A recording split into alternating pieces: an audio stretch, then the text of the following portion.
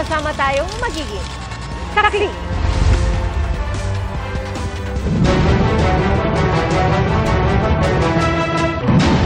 Bago sa saksi, patay sa pananambang ang dalawang lalaki sa San Rafael, Bulacan at base sa inisyal na ulat, umaandar ang sinasakyang SUV ng mga biktima nang habulin at paulanan ng bala ng mga sakay ng isa pang itim na SUV. Agad nasawi ang driver at pasaherong nakaupo sa harap. Isa pang biktima ang isinugod sa ospital. Patuloy ang investigasyon.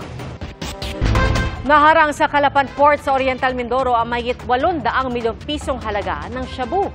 Mga droga naman na nakasilid sa gold packaging na may litrato ng durian ang nasabat sa Rizal. Saksi, si Marisol Abduraman. Aakalaing panindang pagkain lang ang nakumpiska sa Binungon ng Rizal. Naka-gold packaging at may litrato pa ng durian. Pero nang buksan, shabu pala ang laman. Yun yung ginagamit nilang means eh. So, pwedeng palabasin na pagkain. There are other means kung paano conceal. Sa ikinasang buy-bust operation, bumili raw ng nasa 6.8 million pesos lang na halaga ng shabu ang nagkunwaring buyer. Pero aabot sa 40 kilos o 272 million pesos na halaga ang nakuha niya. Arestado isang suspect na sinusubukan pa namin makuha ang pahayag. Ayon sa PDEA, galing sa Myanmar ang droga. Yan po yung ginagawa nating backtracking ngayon kung paano nailusot sa atin. So most likely, one of the possibilities could be through our seaports, backdoor yan. Sa pampublikong lugar naman sa Cavite nangyari ang isa pang buy-bust operation. Ang nakuhang shabu rito nakalagay naman sa transparent na plastic. Along this fast food chain sa may parking lot, dealers use other means para makapagbenta eh. So, kaya siguro din nila doon, tingin niya baka safe yung area. Halos 218 million pesos ang halaga ng nakuwang 32 kilos ng shabu. Ang nahuling suspect may warrant of arrest para sa kasong reckless imprudence resulting in damage to property ayon sa PDEA. Are you Chinese? Yes. Okay. Is it true that you're selling drugs? No. So where did the 32 kilos shabu come? You can check all my bank account. Bagamat magkaiba ng packaging, patuloy ang isinasagawang profiling ng PDEA para matukoy kung iisa lang ang source ng mga shabu na nakuha sa magkahiwalay na operasyon sa Rizal at Cavite. Bisado naman ang umano'y pot session sa Dinulpihan, Bataan kung saan nakumpiska ang mahigit 100,000 pisong halaga ng shabu. 4 ang naaresto. Naharang naman ang isang kotse sa checkpoint sa Calapan Port sa Oriental Mindoro at nasabat ang karga nitong 120 kilos ng shabu na nagkakahalaga ng 816 million pesos. Arestado ang driver ng isang high-value target ayon sa pulisya. Depensa ng driver na pag-utusan lang daw siya. Para sa GMA Integrated News, ako si Marisol Abduraman, ang inyong saksi. Isang aktibong pulis ang bumaril at nakapatay sa nakagitgitang driver sa Tandangsora, Quezon City kagabi. Saksi, si Emil Sumangit. Nakabalagbag na sa gilid ng kalsada sa bahagi ng Tandangsora Avenue sa barangay Old Balara, Quezon City. Ang kulay pulang utility vehicle na ito ng datna ng aming news team. Ang driver ng sasakyan mabilis na dinala sa ospital matapos magtamo ng 7 tama ng 9mm na bala. Pero hindi na umabot ng buhay ang driver sa pagamutan.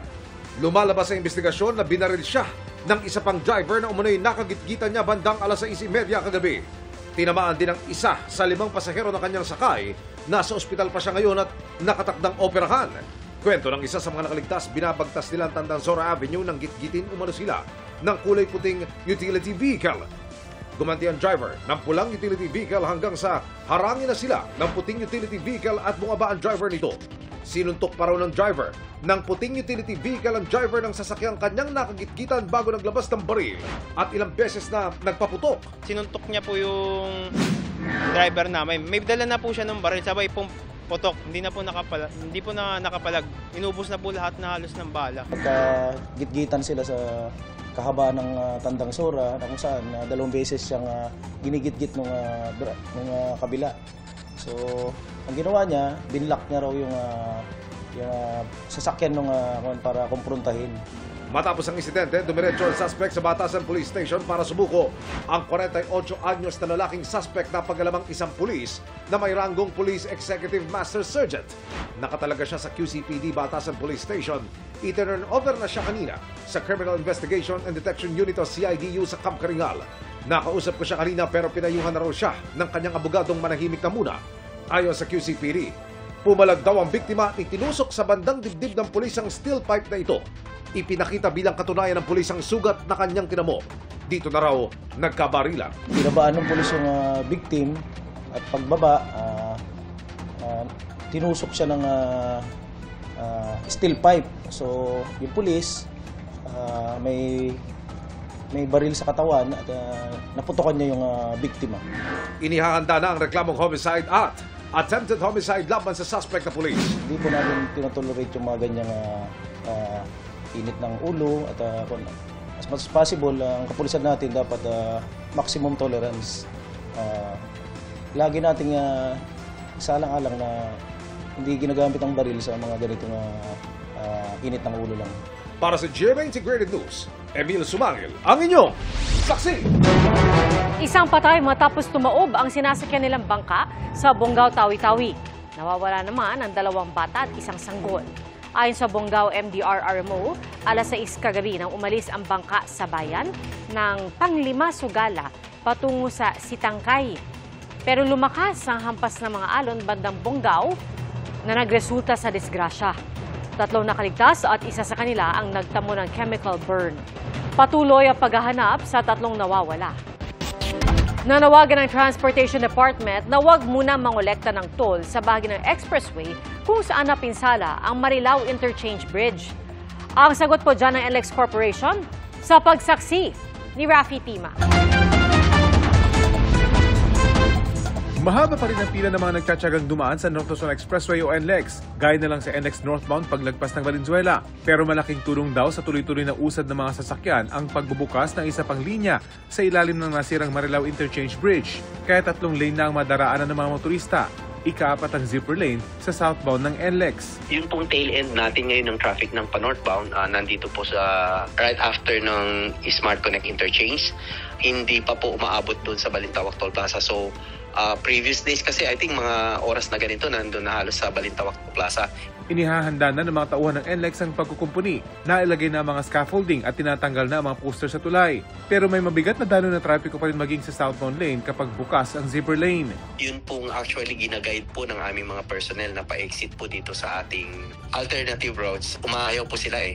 They prefer po na dito na lang po sila sa loob. Sa gitna ng dala pa ring abala sa mga motorista, may direktiba ang DOTR kaugnay sa paniningil ng toll. I am demanding from NLEX na habang ginagawa ito at naaaberya ang mga kababayan natin para dun sa area segment na may aberya, ilibre muna nila ang toll. Walang dapat babayaran ng mga kababayan natin. Hinihingi rin nila ang paliwanag ng NLEX kung bakit nalusutan sila ng truck na mas mataas ang vertical clearance kesa sa pinapayagan sa NLEX. Ayon sa pamuno ng NLEX, inaaksyonan na nila ang insidente para maibsan ang abala sa mga motorista at maibalik ang normal na daloy ng trapiko sa mga rutang apektado. Kinikilala rin daw nila ang pahayag ng DOTR Secretary na gawing libre muna ang toll. Kung walang dagdag na aberya, inaasahan daw nilang magbubuksan muli ang 4 na linya sa katapusan ng Marso. Para sa GMA Integrated News, ako si Rafi Tima, ang inyong saksi. Mga kapuso, maging una sa saksi. Mag-subscribe sa GMA Integrated News sa YouTube para sa iba't ibang balita.